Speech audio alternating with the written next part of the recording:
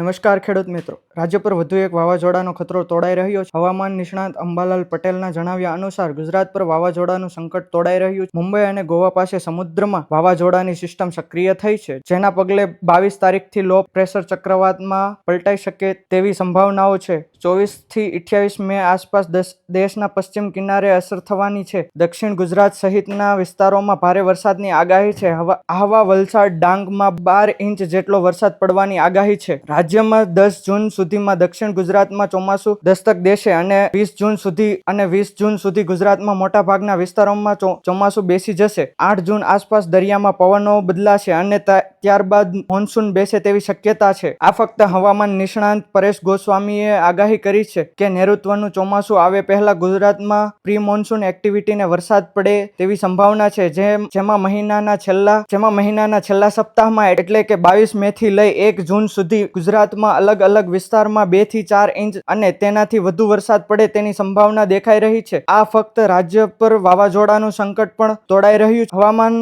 વિભાગના જણાવ્યા અનુસાર અરબ સાગરમાં લો પ્રેશર સર્જાતા ફરી વાદળો બદલાશે અને વરસાદી માહોલ જામશે. આ દરમિયાન 23 અને 24 તારીખે ભારે વરસાદની શક્યતા છે. ઉત્તર પૂર્વ રાજસ્થાન પર અપર એર સર્ક્યુલેશન સક્રિય થશે.